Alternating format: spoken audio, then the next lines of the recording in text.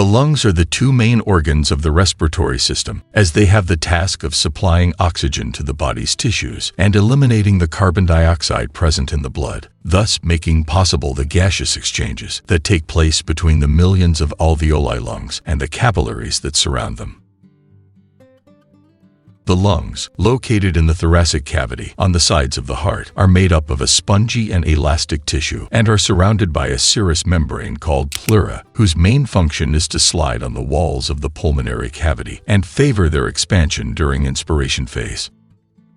Like all organs, the lungs too can undergo an uncontrolled growth of malignant cells from the alveoli to the lung tissues, thus causing the onset of lung cancer. Incidence of lung cancer. According to data provided by the Italian Association of Cancer Registries, in 2022, there were 43,900 new diagnoses of lung cancer, of which 29,300 in men and 14,600 in women. Based on the data available today, we can say that 1 in 10 men and 1 in 35 women may develop lung cancer during their lifetime, while 1 in 11 men and 1 in 45 women risk dying from the disease. In the world, lung cancer is the first cause of cancer death in men, and the second in women, preceded only by breast cancer. Symptoms of lung cancer.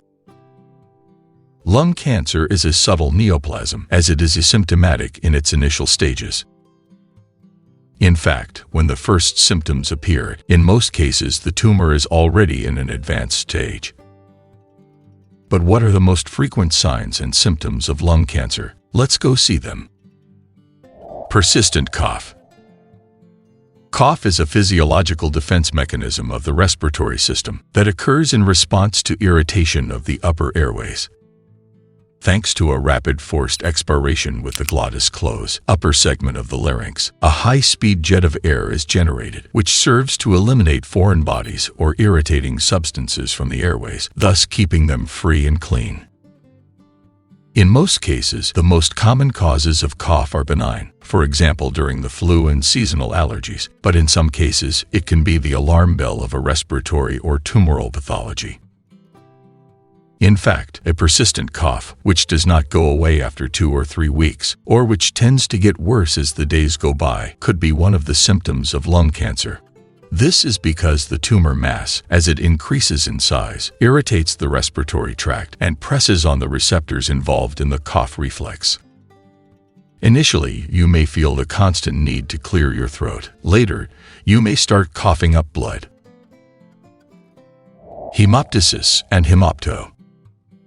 Hemoptysis indicates the emission of blood orally coming from the respiratory tract and consequent to the rupture of some blood vessels of the bronchi or pulmonary alveoli. It can be the pathological manifestation of a respiratory infection, such as bronchitis and pneumonia, but also of a lung tumor, in particular, a bronchogenic carcinoma. The causes are to be found in the neovascularization within and related to the neoplasm, exfoliation of the tumor surface, irritation of the tumor mass due to coughing or rupture of blood vessels present in the vascular structures near the site of origin of the tumor. The traces of blood may appear bright red or pink and with the possible presence of mucus. Another of the possible symptoms of a lung cancer is hemoptoe. It is a medical term that indicates the emission of blood mixed with phlegm, material secreted by the respiratory mucous membranes following some pathological processes. Even in this case, however, the causes can be bronchitis, heart disease, vascular lesions, and chronic obstructive pulmonary disease. Chest pain. Chest pain that increases with a cough or deep breath can be a symptom of lung cancer. This is because the tumor mass increases in size, can compress nearby nerves, and cause chest pain that often increases in intensity when we laugh, cough, or breathe. A tumor localized, for example, at the lung apex can cause compression of some branches of the sympathetic system.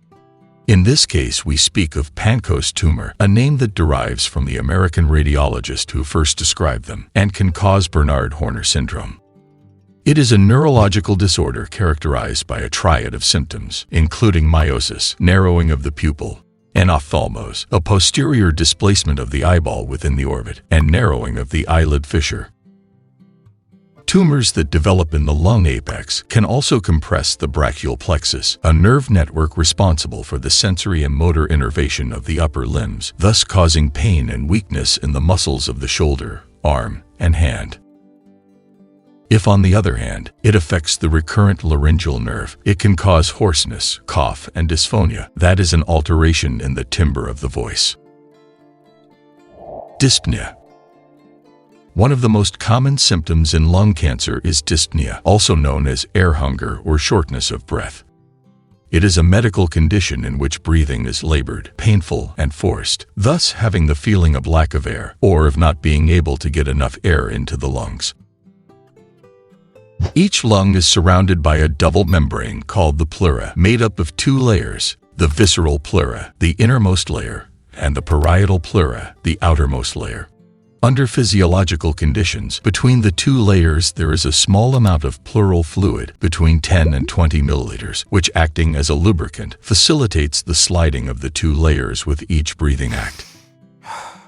In the case of lung cancer affecting the pleura, the tumor cells can inflame the two pleural layers, which react by producing an excessive amount of pleural fluid, which accumulates in the pleural cavity. We thus speak of pleural effusion, where the abundant presence of this liquid pushes on the chest wall and diaphragm, causing an expansion of the chest cavity and a reduction in lung volume. Not only that, the accumulation of pleural fluid prevents the lungs from fully expanding, causing shortness of breath. Chronic fatigue and weight loss. Fatigue due to cancer or its treatments is the most common symptom for cancer patients of all ages and with all types of diagnosis, and does not tend to improve with rest or sleep. Thus, extreme exhaustion is felt, a sensation of physical, emotional, and cognitive tiredness, not proportionate to the activity performed, often of an intensity that makes it impossible to carry out the simplest daily actions. Fatigue is in fact one of the most frequent symptoms reported in patients with lung cancer throughout the course of the disease. This is because the presence of the tumor mass can induce the body to release certain chemical substances, such as pro-inflammatory cytokines, responsible for the onset of a feeling of chronic fatigue.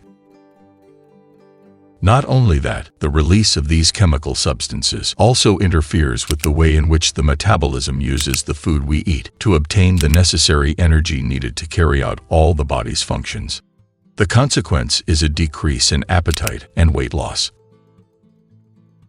However, as the Italian Association for Cancer Research points out, it is rare that a single sign or symptom allows unequivocal recognition of the onset of a tumor.